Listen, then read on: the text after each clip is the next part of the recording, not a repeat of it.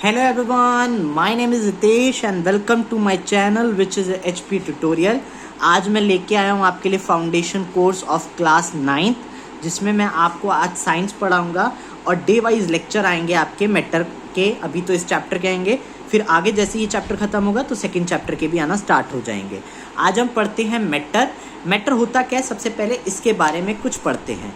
देखिए, एक साइंटिस्ट थे, उन्होंने ये सोचा कि हमारे ये जो यूनिवर्स है वो बहुत सारी चीज़ों से मिलकर बना है। हमारे आसपास भी कितनी सारी चीज़ें हैं, स्टूल है, टीवी है, रेफ्रिजरेटर है, अलमीरा है, बहुत सारी चीज़ें हैं। वो किस चीज़ से मिलकर बनी है, कौन से मटेरियल से मिलकर बनी है। सो उन्होंने कहा कि everything in this universe is made up of material which is known as scientist matter. मतलब जो भी चीज़ें यूनिवर्स में बनी हैं वो सब मैटर हैं। अब हमें समझ नहीं आया सर आप क्या कह रहे हैं, एक बार दोबारा से एक्सप्लेन कर दीजिए ताकि और अच्छा से समझ आ जाए। अभी समझाते हैं।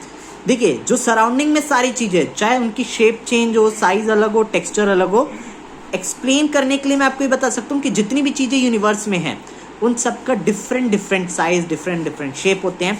और everything in this universe is made up of material. किसी ना किसी चीज़ से तो मिलकर बनी है और वो जो चीज़ है उससे ही हम मैटर कहते हैं। ओके स्टूडेंट, आई थिंक आपको समझ आ गया होगा। अब मैटर के क्ले एंड लैंग्वेज में मैं आपको डिफाइन बताऊं। सो matter is anything that occupy space और उसका कुछ मास हो।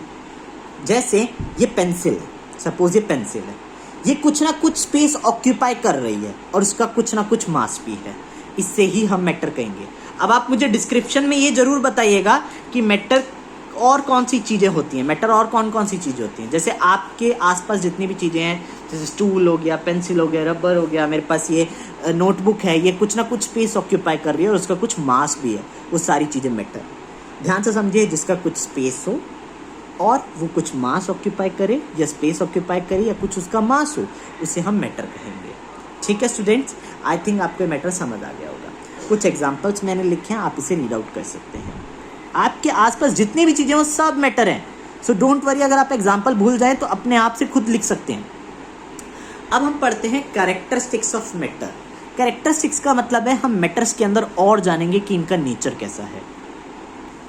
अब मैटर्स के अंदर और जानेंगे कि इनका नेचर कैसा है, तो सबसे पहला है, मैटर जो होते हैं छोटे छोटे पार्टिकल से मिलकर बने होते हैं, छोटे छोटे। और ये इतने छोटे होते हैं कि हम अपनी आंखों से नहीं देख सकते इन्हें, माइक्रोस्कोप से भी नहीं देखा जा सकता इन्हें स्टूडेंट्स। ठीक है। और particles of matter have space between them, इनके बीच में स्पेस होता है। इसके लिए एक एग्जांपल के लिए मैं आपको शीट दिखाना चाहूँगा कि ये जो दो पार्टिकल्स है, देखिए इनके बीच में स्पेस, इसके बीच में स्पेस और इसके बीच में स्पेस। आप देख सकते हैं इसके बीच में कितना स्पेस है, इसके बीच में कितना स्पेस है और उसके बीच में कितना कम स्पेस है। आप दोनों तीनों को कंपेयर कर सकते हैं। सो इसका मतलब क्या है कि पार्टिकल्स के बीच में स्पेस तो होता है, कम या ज़्यादा भी हो सकता है। जरूरी नहीं है कि फिक्स स्पेस हो कि इतना ही स्पेस होना चाहिए, ऐसा कुछ नहीं है। पार्टिकल्स के बीच में स्पेस होता है, मैटर के पार्टिकल्स के बीच में स्पेस होता है, इसका कैरेक्टर है। ठीक है।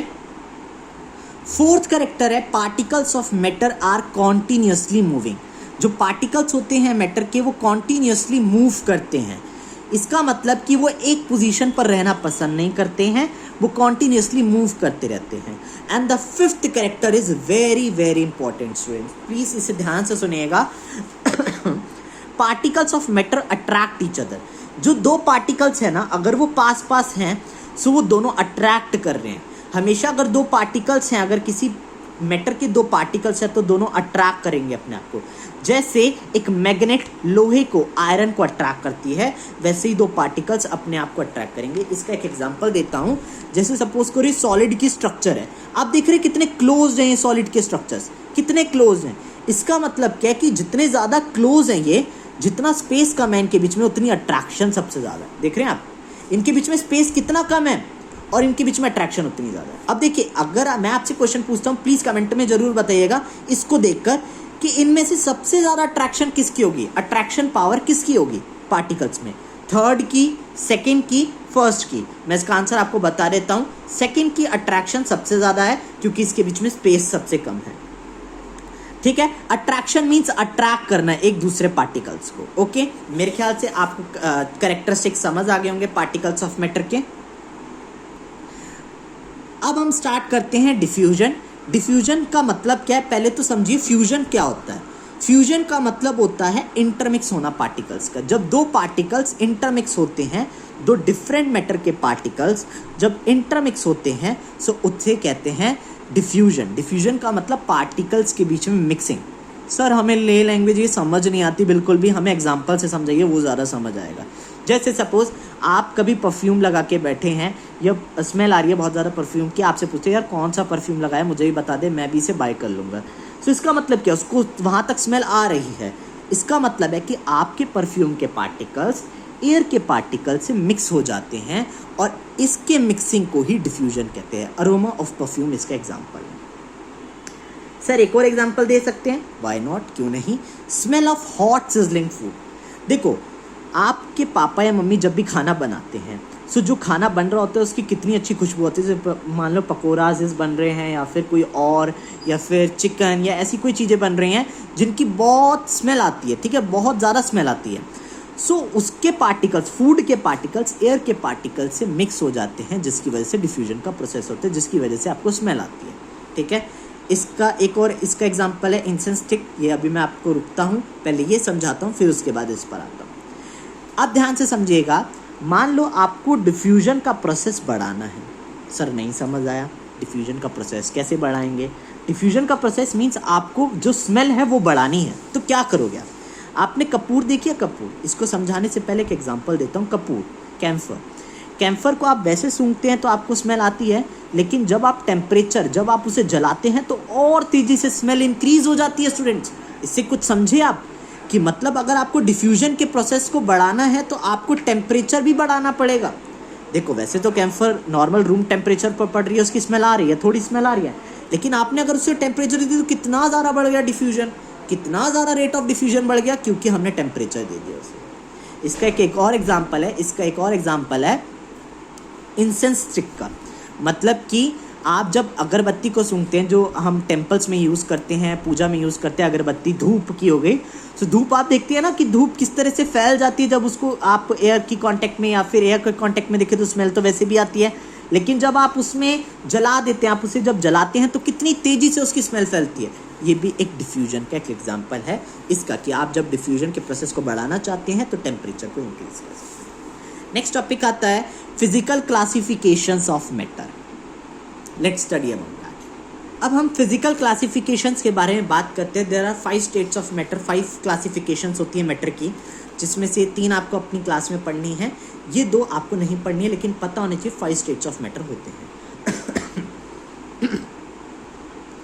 First is solid, liquid, gas, plasma, Bose-Einstein, condensate. आप बोलेंगे सर हमें ट्यूशन्स में तो खाली 3 ही स्टेट्स पढ़ाई हैं। डोंट वरी, आपको 5 पता होनी चाहिए, लेकिन 3 जनरली आपको पढ़ाते हैं, ओके। हाँ जी, सॉलिड्स के बारे में पढ़ते हैं हम कि सॉलिड्स क्या होते हैं। सॉलिड वो चीज़ें जो आपने देखा होगा, ये पेंसिल, रबर, इरेजर, जो आप भी आपके आसपास जितनी भी सॉलिड चीज़ें हैं जिनका एक शेप होती है, फिक्स्ड शेप, और जिनका फिक्स्ड वॉल्यूम होता है, उन्हें हम सॉलिड्स कहते हैं। चलिए आज प्रॉपर्टीज़ ऑफ सॉलिड्स भी पढ़ ही लेते हैं। प्रॉपर्टीज़ ऑफ सॉलिड्स कहलाते हैं कि जिसका एक फिक्स्ड वॉल्यूम हो, फिक्स्ड मास हो और फिक्स्ड शेप हो। जैसे सपोज करो इसकी फिक्स शेप है, मैं इसकी शेप चेंज नहीं कर सकता। इसका फिक्स मास है, इसके मास को भी चेंज नहीं कर सकता, इसी को हम सॉलिड कहेंगे, ठीक है। सॉलिड जिसका फिक्स शेप हो और फिक्स्ड मास हो उसे हम सॉलिड कहेंगे, ठीक है। अब हम आते हैं सेकेंड प्रॉपर्टी पर। Solids are rigid and almost incompressible. Solids are rigid का मतलब होता है काफ़ी हार्ड, रिजिड का मीन्स होता है हार्ड स्ट्रॉन्ग। देखो ये हार्ड है, स्ट्रॉन्ग है, इसे मैं इनकम्प्रेसिबल कहूँगा। ऑलमोस्ट इनकम्प्रेसिबल मीन्स जिसके ऊपर अप्लाई करे प्रेशर और उसकी शेप ना चेंज हो, इनकम्प्रेसिबल। कंप्रेसिबल का मीन्स होता है कि जिस पर प्रेशर अप्लाई करे उसकी शेप चेंज हो जाए, लेकिन इनकम्प्रेसिबल का मीन्स होता है जिस पर अप्लाई करे प्रेशर और उसकी शेप ना चेंज हो, ठीक है। ये लिखा है मैंने, आप पढ़ सकते हैं इसे। सबसे मेन जो है, solid generally possesses high densities. Solids की हाई डेंसिटीज होती हैं। देखो जिसका ज़्यादा मास होगा, ज़्यादा वॉल्यूम होगी, ऑटोमेटिकली उसकी हाई डेंसिटी होगी, आप याद रख लीजिए। जिसका ज़्यादा मास होगा, ज़्यादा वॉल्यूम होगी, उसकी हाई डेंसिटी होगी अपने आप, ठीक है। इसका मतलब आप मेरे को ये बता सकते हैं क्या सॉलिड, लिक्विड, गैस में से सबसे ज़्यादा हाई डेंसिटी किसकी होगी। ये क्वेश्चन भी आता है ट्रू फॉल्स में, क्या सॉलिड की सबसे ज़्यादा हाई डेंसिटी होती है या नहीं। सो आपका आंसर होगा ट्रू, क्योंकि सॉलिड की सबसे ज़्यादा, दोनों इन तीनों में से सबसे ज़्यादा सॉलिड की सबसे ज़्यादा हाई डेंसिटी होती है। Okay fine. सबसे इंपॉर्टेंट क्वेश्चन सर, सबसे important, solid do not exhibit diffusion, why? ये प्रॉपर्टी पर ही क्वेश्चन बन जाता है स्टूडेंट्स, प्लीज जरा ध्यान से समझिएगा, प्रॉपर्टी पर ही क्वेश्चन बन जाता है। क्वेश्चन क्या कह रहा है और टॉपिक क्या कह रहा है, प्रॉपर्टी क्या कह रही है कि सॉलिड डिफ्यूजन नहीं करता। अब आपसे रीजन पूछ लेते हैं कि क्यों, व्हाई नॉट, ठीक है, क्यों नहीं करता। इसका रीजन ये है क्योंकि सॉलिड्स के पार्टिकल्स के बीच में स्पेस नहीं होता। ध्यान से समझिएगा, डिफ्यूजन उसी के अंदर हो सकता है, उन्हीं पार्टिकल्स के अंदर हो सकता है जिनके बीच में स्पेस हो। अभी मैंने आपको सॉलिड की एक स्ट्रक्चर दिखाई थी ना, एक बार दोबारा देख लेते हैं कि सॉलिड की स्ट्रक्चर है, इनके बीच में आप स्पेस देख रहे हैं कितना कम है, और इंटरमिक्स होने के लिए स्पेस भी तो चाहिए। इसके लिए आप एग्जांपल देखिए, जैसे आप एक कमरे में बैठे हैं, उसमें बहुत सारे बंदे बैठे हैं, बहुत सारे पर्सन्स हैं, कैपेसिटी से ज़्यादा ही हैं, सो आप हिल डुल नहीं सकते, इंटरमिक्स नहीं हो सकते पार्टिकल से। लेकिन जब आप एक खुले एरिया में हैं तो आप इंटरमिक्स हो सकते हैं दो पार्टिकल से, ठीक है। मतलब कि आप अपने एग्जांपल, अपने पॉइंट ऑफ व्यू से एक एग्जांपल ले सकते हैं। मतलब कि जब आप डिफ्यूजन करेंगे, जब डिफ्यूजन होगा उसके बीच में स्पेस होना चाहिए, क्लोज नहीं होने चाहिए, क्योंकि सॉलिड्स के अंदर क्लोजिंग बहुत ज़्यादा है, क्लोज है, इसलिए उनके बीच में स्पेस कम है। अब देखो, मैंने आपको एक चीज़ बताई थी कि अगर स्पेस कम है तो इसका मतलब अट्रैक्शन ज़्यादा होगी, स्पेस कम है तो अट्रैक्शन ज़्यादा होगी। इसका मतलब फिफ्थ पॉइंट यही बताया, इंटरमोलिकुलर फोर्स ऑफ अट्रैक्शन ज़्यादा है। अब देख सकते हैं कि सॉलिड्स के अंदर इंटरमोलिकुलर फोर्स ऑफ अट्रैक्शन बहुत ज़्यादा है, बहुत स्ट्रॉन्ग है। स्ट्रॉन्ग मीन्स बहुत ज़्यादा। इंटरमोलिकुलर फोर्स ऑफ अट्रैक्शन का मतलब होता है force between two molecular particles. ये चीज़ आई थिंक आपको समझ आ गई होगी। आज का लेक्चर मैं यहीं तक रखता हूँ। आई होप प्लीज़ इसे वीडियो को लाइक करिएगा, शेयर करिएगा, subscribe my channel which is HP tutorial, और प्लीज़ इस फाउंडेशन कोर्स को ज़्यादा से ज़्यादा फैलाइएगा ताकि ज़्यादा से ज़्यादा लोग तक पहुँच पाए। Thank you all.